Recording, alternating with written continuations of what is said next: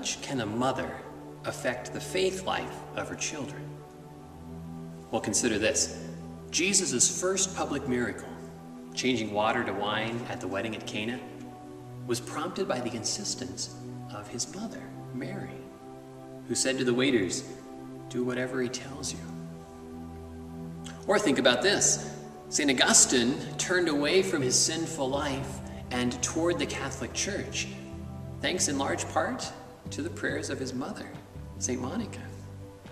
At the end of her life, she told him, "I do not know why I'm still here, since I have no further hopes in this world. I did have one reason for wanting to live a little longer, to see you become a Catholic Christian before I die." Or consider this. In a survey of the men ordained priests in the United States this year, the class of 2012, 41% credited their mothers with encouraging them to consider going to the seminary. A mom can have a great effect on the faith life of her children. The next question is how? Well, a mother can affect her children by her example, by her encouragement, and by her intercession. First, the most important influence a mother has on her children comes through her example. Kids are very aware of how their mother prays, how often their mother prays, how she dresses when she goes to Mass, how she speaks about the priests and the religious in the parish. If mom's example is prayerful and positive, it's more likely that her children's actions will be too. What about a mother's encouragement? Well, I believe that you can gauge the influence of a mother's encouragement in a similar way to gauging the distance between a lightning strike and the thunder. I like to call it the Schawe hypothesis. It goes like this. So if you measure the amount of time between a mother telling her kid to do something and the moment when the kid actually does it, then you can judge with some accuracy the age of the child. So, for example, when mom says, "Stop hitting your sister," start counting. 1 Mississippi, 2 Mississippi, 3 Mississippi. Must be about a 4-year-old. Or if mom says, "You can eat your green beans or you can go straight to bed," start. 1 Mississippi, 2 Mississippi, 3 Mississippi, 20 Mississippi. It's got to be about a 10-year-old. Or if she says, "I don't think you should date that girl anymore," 1 Mississippi, 2 Mississippi, 3 Mississippi, 63,072,000 Mississippi. That's 2 years later.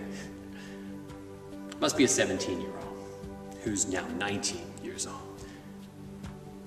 Well, not every child will take every bit of his mom's advice, nor should he.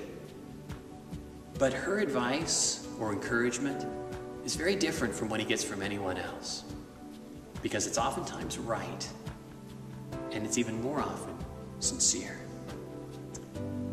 You know, if I tell someone that he would make a good priest, that's one thing.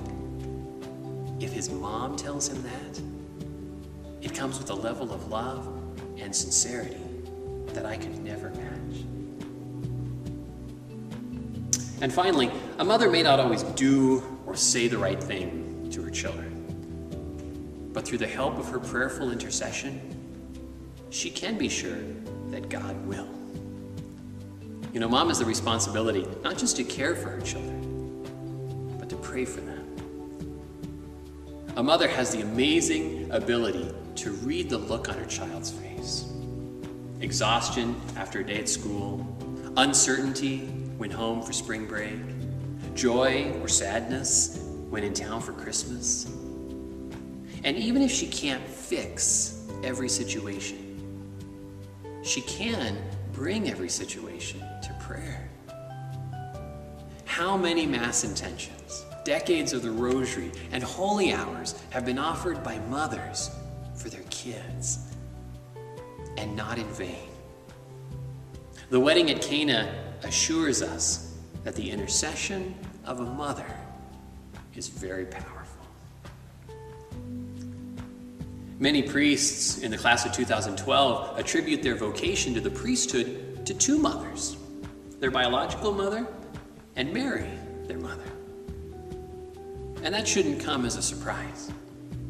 Whether or not their own mother is still living, they have benefited from what countless children throughout the ages have also discovered: that the example, encouragement, and intercession of a mother are unmatched by anyone else.